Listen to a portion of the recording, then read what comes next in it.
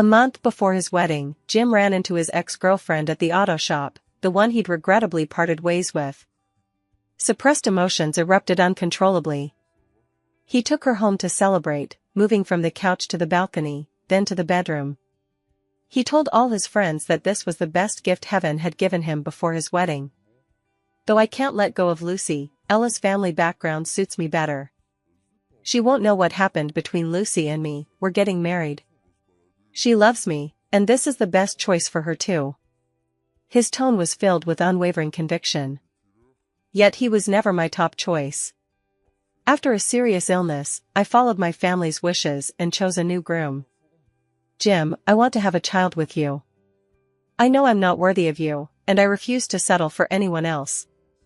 Let the child be my companion, to walk with me through the rest of my life. I slowly came to in Jim's study, faintly hearing a woman's cooing and a man's low panting. Through the half-open study door, I saw beer cans scattered on the floor and two people on the sofa. One of them was none other than my fiancé, Jim. The scene froze in time. Whether from rage or terror, my feet refused to budge an inch. Jim's hand, midway through tearing the wrapping paper, froze. He murmured, "I'll still come see you after we're married. It won't be the same as now, will it? This is my last wish, Jim. Can you grant it? Just this once. Let us leave each other with a final memory." The woman propped herself up and awkwardly kissed the man's lips, a tear of reluctance seemingly slipping from the corner of her eye. Only then did I recognize the woman as Jim's first love, Lucy. A thunderclap echoed in my mind, as if something had collapsed. Ever since I met Jim in college, I knew he carried an indelible pain in his heart. It was his first love, Lucy, whom he'd parted ways with during high school. Due to the vast disparity in their backgrounds and families, Lucy vanished without a trace after graduating high school.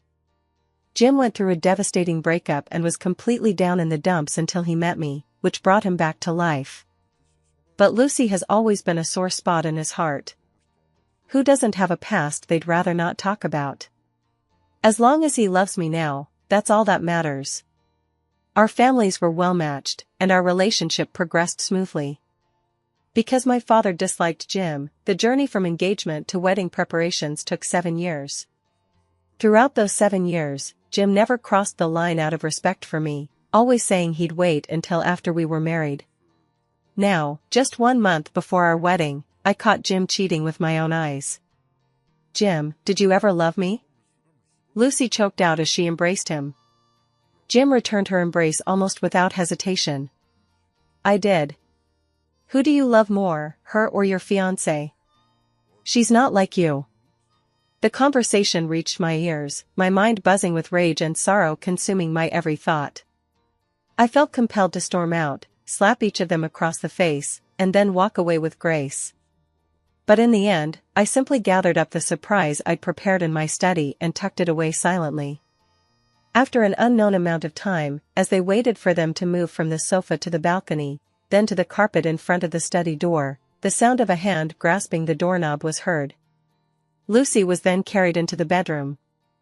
I pushed open the study door, stepping over clothes strewn across the floor and empty liquor bottles, treading on small plastic bags torn open from their packaging, and left Jim's house. I don't remember how I made it back home, only that I came down with a high fever after arriving. My family doctor and mom stayed by my bedside for 3 days. "Sweetheart, have you really thought this through? Are you sure you want to marry Jim? There are better options for our family. Your dad really doesn't think much of Jim." "Mom, I don't want to marry Jim anymore. The wedding date stays the same. As Dad said, just find someone else. As long as it's not Jim." News of the two companies terminating their partnership and the wedding being called off reached Jim simultaneously. Yet he dismissed it all as a capricious joke. Holding the childhood photo album I'd had the maid dig out, I unconsciously answered his call. The moment the phone connected, the sound of rustling wind and a girl's cheerful laughter drifted through. "Ella, I know you've been feeling down these past few days because of your illness. But that doesn't mean you can pull pranks like this just because you're being stubborn. Uncle's company hit a cash crunch. If my family hadn't stepped in, you wouldn't be living the high life anymore. I've been busy planning our wedding these past few days. I'll come see you once things settle down." Jim finished speaking on his own, seemingly waiting for my response as he lingered on the line. Then Lucy's voice came through the receiver crystal clear once more. "Jim. One more round. This time I'll definitely beat you." Perhaps afraid I'd hear, Jim hurriedly hung up. Hearing the busy tone in the receiver, I laughed bitterly. Such a lie. If it had come 3 days ago, I might have believed it. Now? Who would dare to believe it? Jim? Busy with the wedding? More like busy playing card games with Lucy. Just as I finished mocking him in my head, I got a message from a friend about the annual school reunion, asking if I wanted to go. I had intended to avoid meeting Jim, but then I thought, I haven't done anything wrong, so why should I avoid him? Besides, Jim's busy keeping Lucy company and might not even show up. Why should I hold back socially just because of them? Midway through the gathering, the private room door suddenly swung open. Jim strode in, helmet in hand, followed by Lucy. "Lucy, come join the fun." "Hi everyone, I'm Lucy, Jim's high school classmate. I just happened to hear about Jim's college reunion and thought I'd come check it out. Hope you don't mind me crashing the party." Lucy wore her jet black hair pulled back into a high ponytail. Tight leather pants and a cropped vest accentuated her curves, and when she smiled, it was bright and bold. Jim didn't notice me sitting in the corner, being pulled into conversation by Lily. He grabbed Lucy and pulled her to sit beside him, then stretched out his long arm possessively, drawing her into his personal space. Everyone in the room wore different expressions, but without exception, they all looked extremely awkward. "Well, Jim, I thought you were busy writing invitations. How come you have time to come? Ella's pretty much taking care of everything. Lucy's never been to this kind of gathering before, so I'm just tagging along to keep her company. You guys don't need to worry about us." Upon hearing this, my friend Lily ignored my tug at her sleeve and immediately slammed the wine bottle down on the table with a clatter. "Jim, Ella's running a high fever and you won't even give her a glance, but you're all too eager to race cars and party with others. Who doesn't know Lucy is your ex-girlfriend? She's taking advantage of Ella's love for you to cheat right in front of everyone, isn't she?" Lily stood up, and all eyes in the private room naturally turned toward her. Jim and Lucy, of course, saw me sitting next to Lily. Jim's gaze lingered on me for a moment. "Aren't you still sick? Why come to a place like this? Have Lily drive you home?" I chuckled softly. "It's just a bar, I'm perfectly capable. If he can bring Lucy here, what's stopping me from coming myself?" Faced with his confident statement, I deflected the question. "Aren't you busy with wedding preparations? Is this relevant?" Facing my questioning, Jim frowned slightly but didn't respond. Lucy looked at the awkward atmosphere, then suddenly gave a nervous laugh and held out her hand to me. "Hi, you must be Ella." "I'm Lucy. Don't get the wrong idea. Jim just didn't want you to misunderstand, so he didn't tell you the truth. We're just regular friends now." Looking at her outstretched pale hand, I suddenly felt a wave of nausea. The sickening stench from that night seemed to surge back, filling my nostrils. The image of those hands clinging to my back, demanding the child, replayed before my eyes. Lucy, seeing my lack of response, reached out to grab my arm in a gesture of friendship, only to have her hand slapped away. "Don't touch me." After being pushed away, Lucy stood frozen in place, her eyes brimming with tears as she looked back at Jim. "Ella, control your temper. You're being unreasonable." Jim couldn't understand why I'd snapped. He stepped forward, yanked me off the plush sofa, and tried to make me apologize to Lucy. I swatted him away with the bag I'd grabbed nearby. "Don't touch me. Gross. You disgust me." My gaze swept over their hands as I forced myself to remain expressionless, suppressing the urge to retch. After beating them both, I felt I couldn't stay in this private room a moment longer. I turned and walked away without a second glance. Jim stopped me in my tracks with a threatening tone. "Ella. You've gone too far this time. If you don't apologize to Lucy, GS's funding for JS and our wedding will be postponed indefinitely. Jim, it's okay. Maybe working at the auto shop really is a rough environment. Ella finding it dirty is only natural, I don't blame her. Lucy spoke soothingly, her hand gently stroking Jim's chest as it rose and fell with his anger. I snorted coldly, utterly dismissive. I'd be delighted. Marry whoever you want. Jim didn't know that even without their family's financial support, ours could still make it through. The funding gap was merely an opportunity one convinced Dad to give Jim to prove himself. Whether Jim pulls out or steps in to help makes no difference to us whatsoever. And that wedding Jim keeps putting off indefinitely? It was cancelled ages ago, there was never any wedding to begin with. What we're preparing for now is my wedding, but not with Jim. Ella, I'll be waiting for you to come begging me back. I turned to leave, while Lucy tried to say something more, only to be pulled into Jim's embrace. Lily followed me out, wanting to walk me home. Before parting, I handed her the invitation I'd customized that afternoon. It was too noisy inside earlier, I didn't get a chance to give it to you. I cordially invite Miss Lily to be my bridesmaid 1 month from now. Lily took the invitation with a sour expression, fighting the urge to roll her eyes. You've got to be out of your mind, Jim's got nothing going for him. He's like this and you still want to marry him. Lily opened the invitation and saw the names on the wedding card. Her chatter abruptly stopped. Bride, Ella. Groom, Ted. Lily's slightly parted lips stretched wider, as if they could fit an egg inside.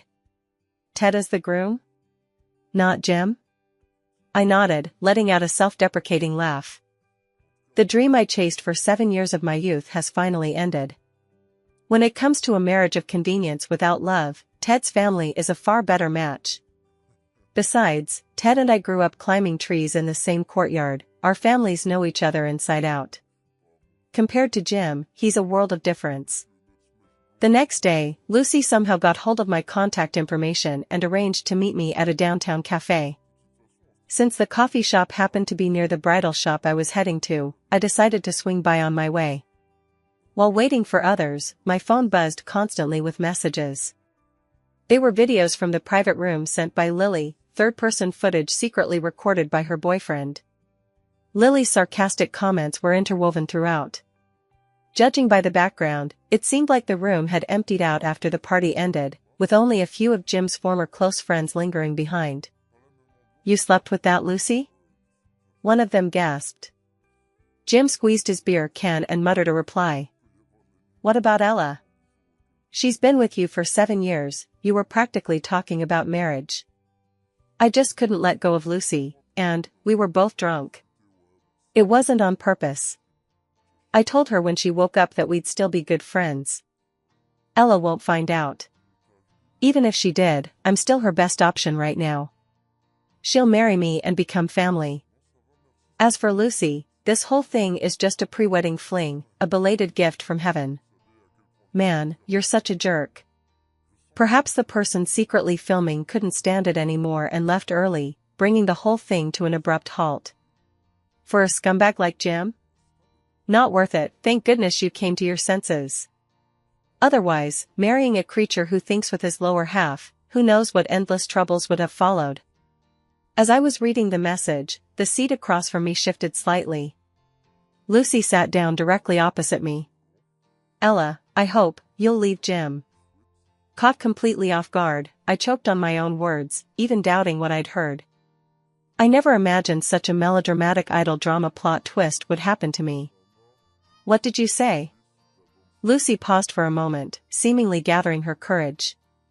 Unlike last night's bright and cheerful self, she now radiated an aura of timidity and self-doubt. I had intended to wish you well with Jim, but after last night, I realized I couldn't bring myself to do it. Back then, Jim's mother looked down on my background. She despised me for being a poor kid and forced me to leave. Facing the unknown future, I backed away. I lacked the courage to stand by Jim's side, it was the biggest mistake I've ever made. If only I'd been brave enough to marry him now. Her words trailed off abruptly, yet I could hear the unspoken second half. It simply means that if she hadn't left back then, Lucy would be standing rightfully by Jim's side now, preparing to marry him. So this time I'm going to be brave, for myself and the child inside me. Please take the initiative to call off the engagement and leave Jim. My gaze drifted to the spot where Lucy's flat stomach was obscured by the table, and I couldn't help but snort in mockery. So this is what you call just friends? Sounds like you're quite the expert, figuring it out precisely at a time when even the machines couldn't detect it. After I called her out, Lucy stared at me with disbelief. You know everything. I promptly held up a stop sign. With my fiancé cheating, of course I had to get to the bottom of it. Upon checking, I discovered they had only met at an auto repair shop 10 days prior, and just 5 days ago, they couldn't resist their feelings and ended up together. It was only by chance, while I was setting up a surprise at Jim's place, that I stumbled upon this affair. Exhausted from days of hard work, I accidentally fell asleep in his study and uncovered the truth. Without such a coincidence, perhaps one day after marrying Jim, a heavily pregnant Lucy would have come to me demanding an explanation and recognition of her status, forcing me to step aside. Look, Lucy, since this kid isn't mine, he shouldn't be demanding recognition from me. Who's his father? Go ask him for justice. I don't think I have the ability to get you pregnant, right? I kindly pointed to the freshly served coffee before her. By the way, I suggest you avoid coffee lately. It can make you restless and prevent you from having sweet dreams. Watching Lucy's face grow paler by the second, I glanced at the clock. Perfect timing. My bridal designer is waiting, so I can't stay longer. As I turned to leave, I bumped into Jim rushing in. No need to guess who had called him. My gaze drifted between them, and I silently rolled my eyes. Jim grabbed my wrist, halting my retreat. Ella, the wedding dress has been set for ages. Now you suddenly want to change the main gown?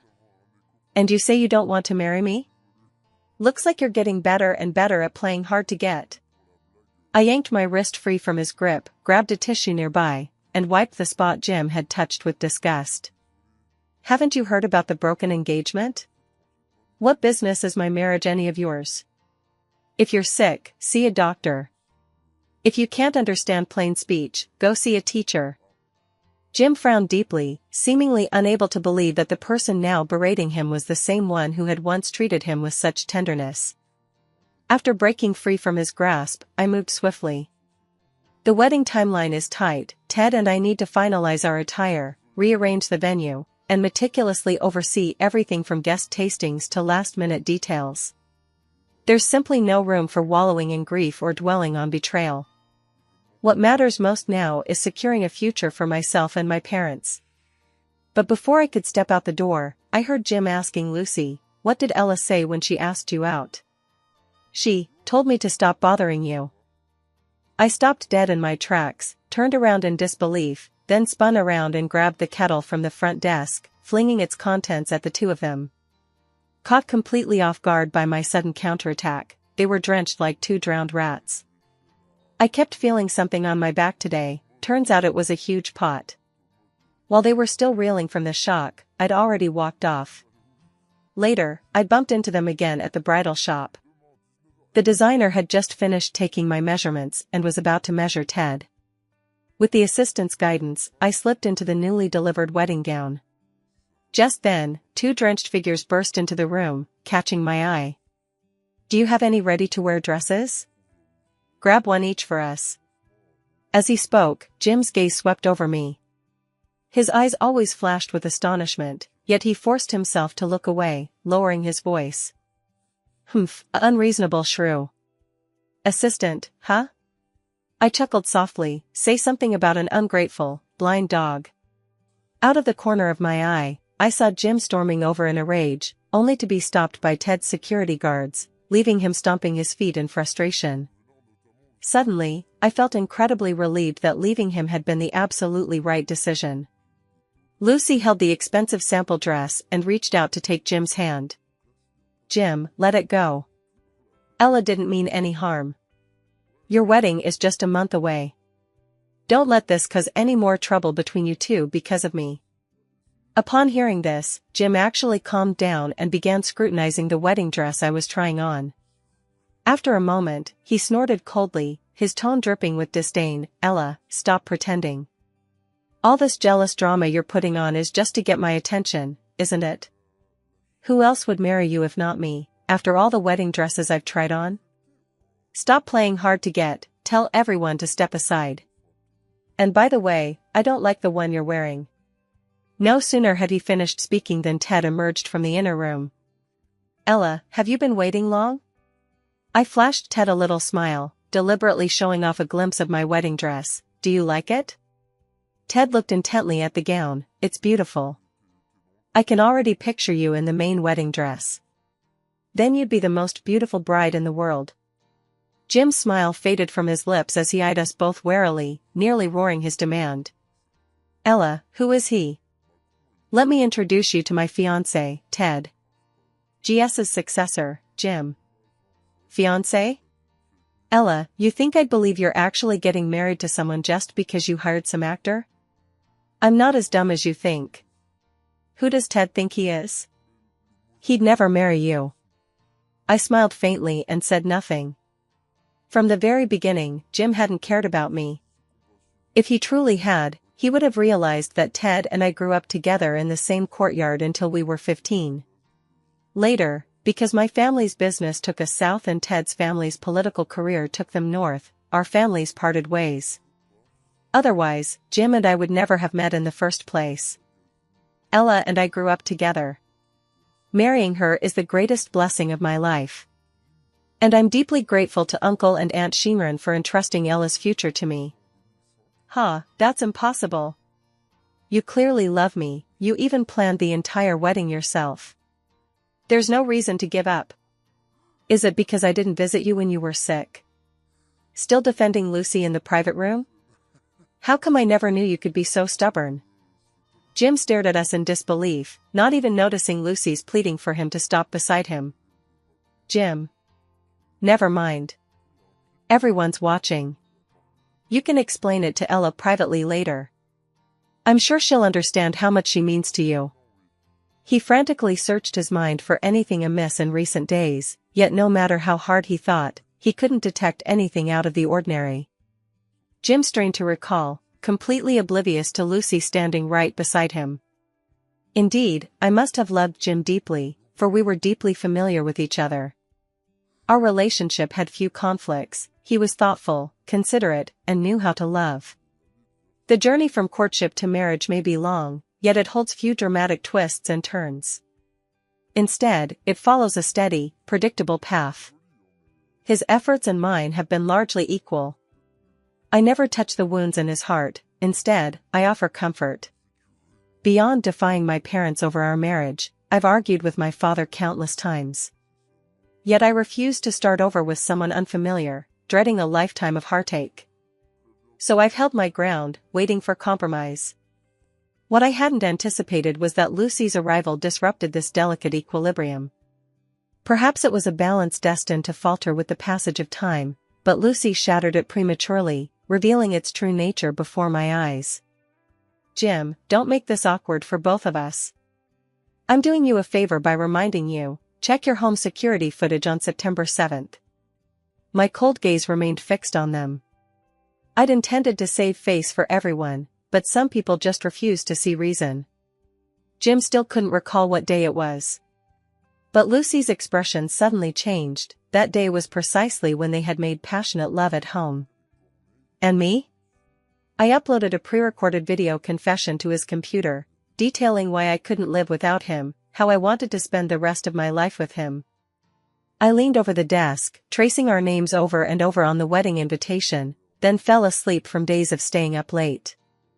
And the secret he was certain I'd never discover, I saw it with my own eyes. Ted sensed my unease and pulled a few candies from his pocket, slipping them into my palm. Just like all those times as a kid when I'd crouch on the steps crying. "A little candy will cheer you up. Try it. Let me take care of the rest." I took a deep breath and popped a piece of candy into my mouth to calm the emotions surging up inside me. At Ted's signal, Jim and Lucy were escorted out of the bridal shop by security. I figured this would be our last conversation. I thought Jim would give up after watching the surveillance footage and move on with Lucy. But he had the nerve to show up at my house. When the gate system blocked him from entering the villa, he just stood there waiting. Even after blocking all her contact information, Jim kept calling from different numbers. From day into night, the cycle finally ended on the third day when he blocked me at the door as I was heading out for an appointment. What exactly do you want? After days of harassment, I've seriously considered calling the police. But the thought of potential future business dealings between our two families has kept me holding back. After this ordeal, I finally saw Jim for who he truly was. Ella, I can explain. Things aren't what you saw. Lucy and I are really just friends. That day, we were both drunk. The alcohol got to us, which is why such a ridiculous thing happened. I can promise you this will never happen again. After we're married, I'll live a good life with you and never see Lucy again. Haven't you always loved me? Haven't you always wanted to marry me? You personally designed every detail, the venue, the dress, even the invitations, written by your own hand. Please, give me one more chance. This momentary lapse stems from an obsession I've carried since youth, but you are the future of my Jim. Jim, I'm in a hurry. You're done talking, now kindly make way for the driver.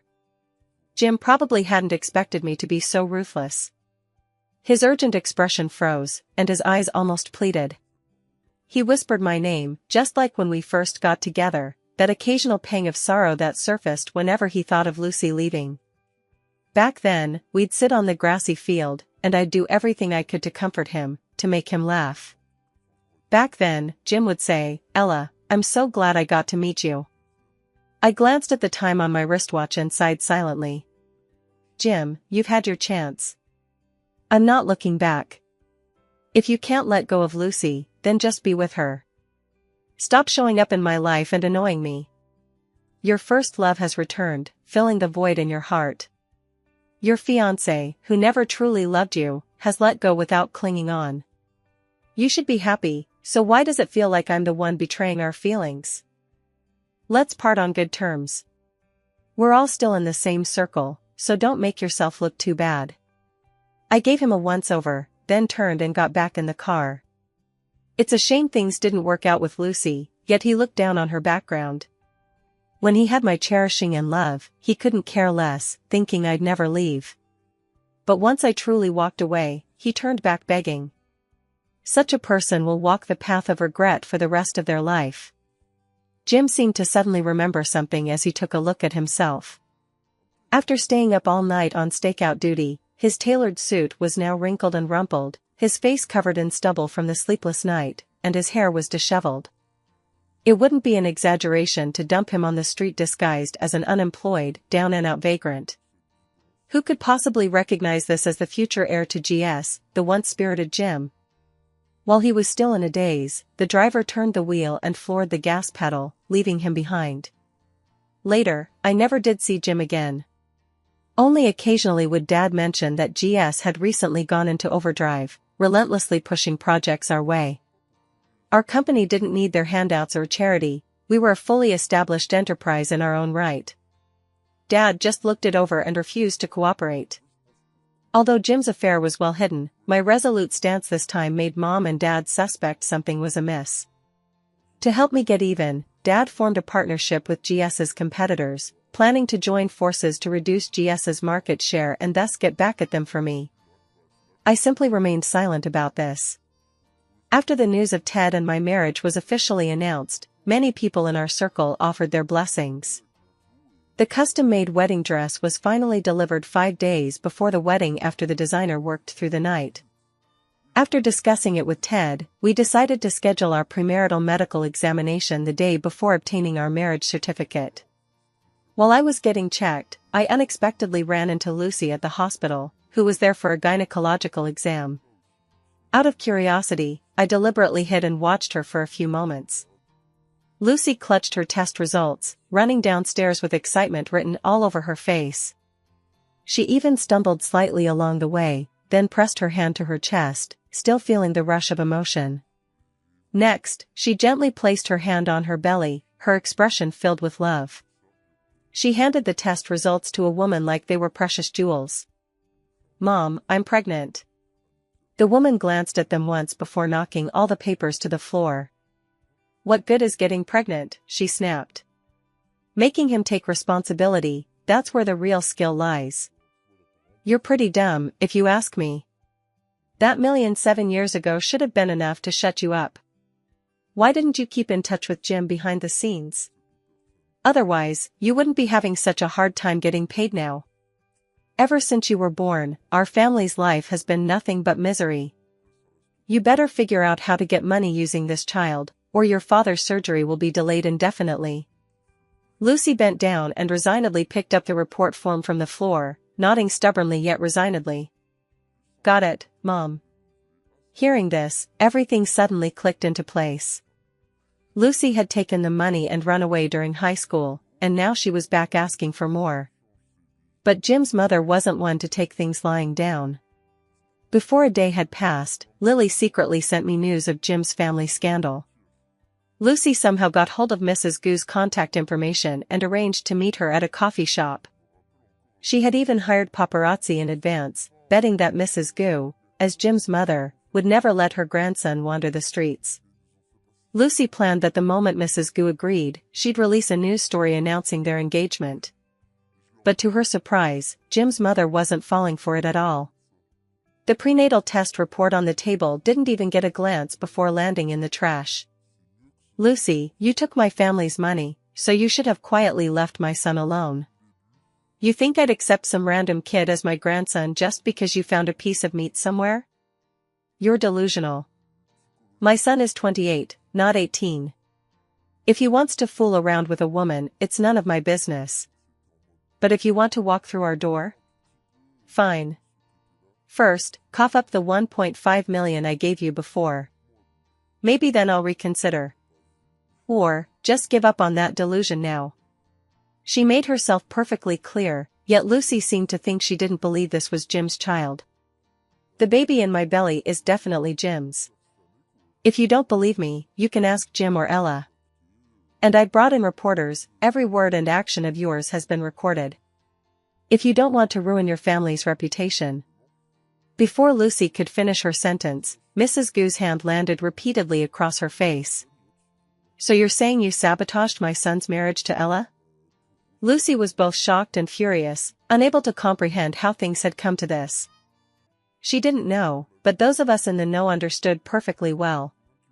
Jim's dad was quite the womanizer in his youth, so much so that when Jim's mom was pregnant, he chased away all sorts of people who showed up at their door. That experience finally made him settle down and behave himself. That's why his mom despises mistresses the most, and hates being blackmailed by others even more. Jim's mother's narrowed eyes swept over the security vehicle, instantly detecting the paparazzi nearby and the hidden listening devices in the store. As for Lucy herself, it was said she was dragged into the hospital by her hair that day. Although the forced abortion failed, she lost the baby after tumbling down the stairs during her struggle. She may never be able to conceive again. Jim's mom paid journalists to blur all key words and selectively edit Lucy's footage into a news report released across all platforms, all to teach Lucy a lesson. Lily's scathing comment, "What goes around comes around." The night before the wedding, Lily came over from her place to stay with me. In the middle of the night, she suddenly looked at her phone and let out a cold snort, saying it served me right. I shot her a curious look, and she shrugged indifferently. "Jim got drunk at the bar and hurt someone. My boyfriend's helping him deal with it. Why bother now? When you had it, you didn't cherish it. Now that it's gone, you're wailing like you were so deeply in love. Ella, you absolutely mustn't let your guard down, he brought this on himself. If he truly cared for you, he wouldn't have cheated. If he truly loved Lucy, he wouldn't have let his mother drive her to the point where she couldn't even step outside. Bottom line, he only loves himself. Don't mention Jim to me anymore." I stared at the 2 marriage certificates in my hands, still feeling like I was in a fog, as if I were dreaming. Lily rushed over and hugged me. All right. Our Ella has found a good home now. talking about him just ruins the mood. That night, I slept soundly, and the wedding itself went off without a hitch. After all the ceremonies concluded, Ted held me close, cherishing me like a precious treasure. The scent of alcohol on his breath made me feel a little tipsy too. "Ella, I love you."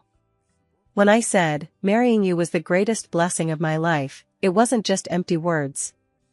My family was strict with me growing up, and you were the only ray of sunshine in my childhood. I once thought we might miss each other in this lifetime, but unexpectedly, thankfully, I didn't miss you. I know you might see us as nothing more than a relationship of mutual benefit right now, but as long as you're willing to stay by my side, whether it's a year or 2, or even 10, I'm willing to wait for you to slowly open your heart. Ted's drunken confession made her heart race wildly, leaving her flustered and at a loss. I don't know when the room started to feel so hot. Ted's large hand caressed my slender waist, sending a shiver through me. Tonight was destined to be a sleepless night. 3 days later, as I boarded the plane for my honeymoon, I saw the news about the second day of the wedding. While the news of our two families joining forces dominated the headlines, tucked away in an inconspicuous corner was a story about Jim speeding in the custom-made cashmere suit he'd worn at the wedding, only to be rear-ended by paparazzi, triggering a chain reaction collision. Jim was also involved in the car accident, suffering necrosis of the bones and muscles in his right leg, which may require amputation. After much deliberation, Jim's father decided to bring his illegitimate son, who had been raised outside the family, back home for re-education. After all, GS couldn't be entrusted to someone incapable of walking. On the plane, I put away the magazine and glanced out the window at the clouds. Before I knew it, I had drifted off to sleep. In that nightmare, I found myself back in that study. As if possessed, I chose to forgive Jim. After we married, Jim behaved as he'd begged for a while, but before long, he rekindled his old flame with Lucy. Lily repeatedly urged me to leave Jim, yet I clung stubbornly to those 7 years, refusing to let go. In the end, Lily stormed off in a huff. After she left, on a scorching afternoon, I died in a car accident orchestrated by Lucy and Jim. After my death, Lucy and Jim finally got together. Jim even took advantage of my parents' grief to take over JS. My parents passed away in sorrow, and for years, no one visited my grave. Until someone left a bouquet of flowers at my grave. The bound soul struggled to lift its gaze, and a familiar face came to mind, none other than my beloved. He made Jim and Lucy pay the price, returned JS to JS, and as time passed, with hair now white, he could only sigh and shed a tear at my grave. Waking from the nightmare felt like stepping into another world. Ted was reading beside me. Seeing my uneven breathing, he reached out and gently patted my back. "Ella, did you have a nightmare?" "It's okay, don't be afraid." Two faces of Ted overlapped. I held the person before me tightly, afraid that everything now might be an illusion. "Ted. I'm here. Thankfully, I made a different choice. Thankfully, we didn't miss each other this lifetime."